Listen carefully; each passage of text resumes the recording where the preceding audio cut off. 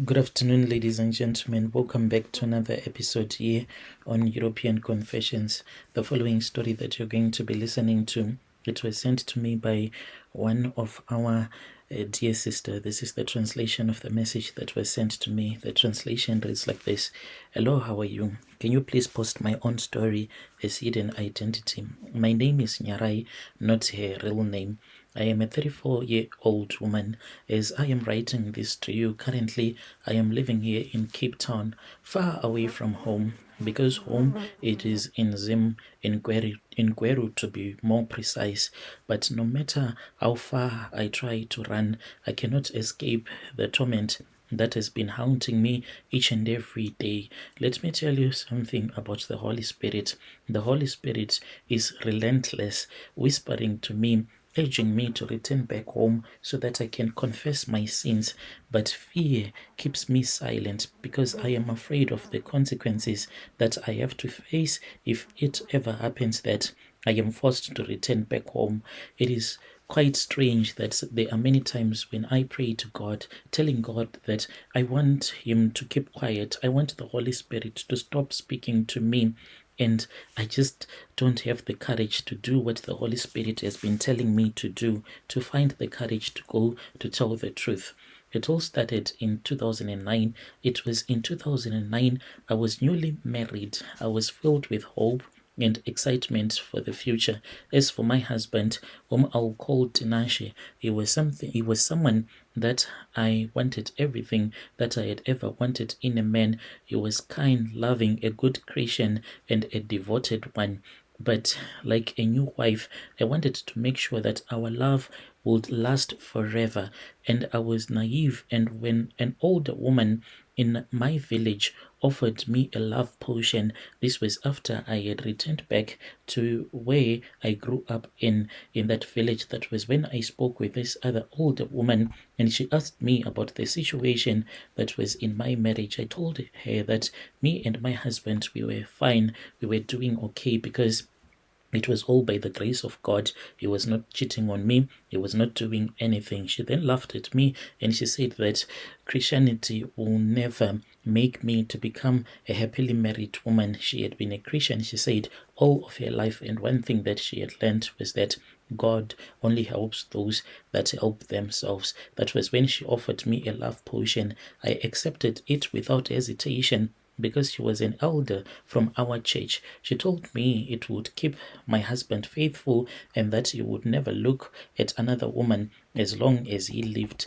I trusted her, not knowing that what she had given me was not a simple love potion, but it was something that was really dangerous. When I returned back to Beru, my husband was really happy. Before we went to church, I took that love potion and I mixed it into Tinashe's tea one morning, believing that I was securing our future together. He drank it without any suspicion, smiling at me as he always did, but that smile was the last I would ever see.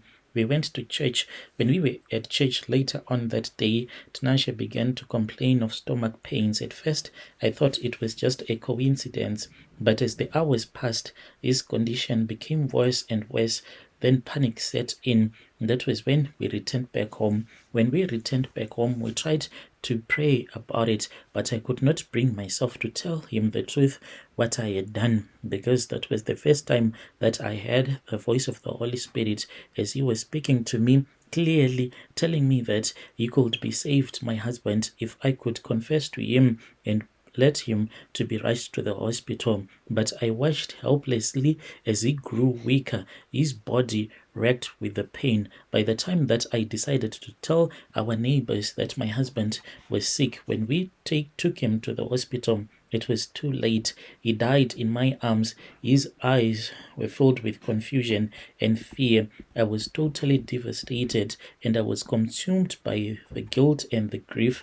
But instead of me confessing the truth, I then chose to hide it from everyone. I told everyone that Tinashe had fallen ill suddenly, that it was a mysterious illness that had taken him from me. No one questioned me, and I was left alone with my own secret. Even when we went to their village, because he was buried in his village, I kept on hearing the voice of the Holy Spirit telling me to confess, for there was still time for me to confess, but I chose to lie, and I kept on crying, pretending as if I was really heartbroken. It's not like I was heartbroken that he was gone, but I was scared that I was going to get arrested.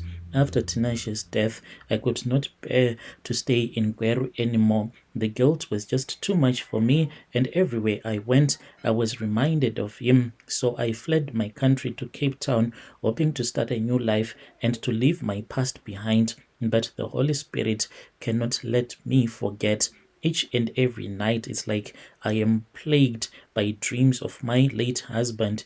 His eyes are always filled with pain that I caused him. It seems as if I hear his voice as it is echoing in my mind, asking why I did it, why I did not tell him the truth. When I came to Cape Town, I have since tried to move on, but all the men that I have dated, they have told me the same story, that they have a dream, and this dream, in their dream, they see these other men, the men that will be telling them that I have to return back home because there is something that I have to sort out. So these men, they will be like, don't you have like ancestors? Your ancestors, they might be calling you. They want you to go and perform a ceremony. So once a man tells me that they have this dream, then I'll just dump the man, because I do not want the person to know that this is what I did. As for the Holy Spirit is relentless, whispering to me, urging me to go back to Gweru to confess what I have done. I know that I have to do this. I know that I must. That is the only way to find peace. But I am terrified. What will people say? How will they react?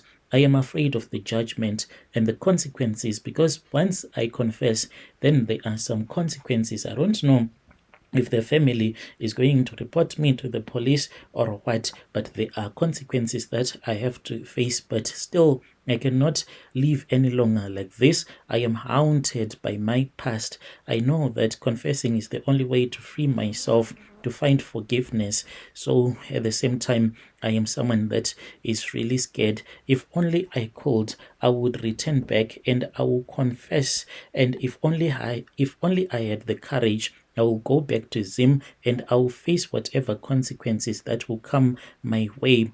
The Holy Spirit has shown me that there is no running from the truth. No matter how far I go, I always hear this little voice that will be speaking in my heart. And after this voice would have spoken with me, the pain that it will leave in my heart, it will be just too much, really terrible. And I will start to tremble with fear after the Holy Spirit would have spoken with me. But I am scared. I don't want to lie to you. Dear listeners, right there was a message that was sent to me by one of our dear sister. Strange things indeed they do happen in this world.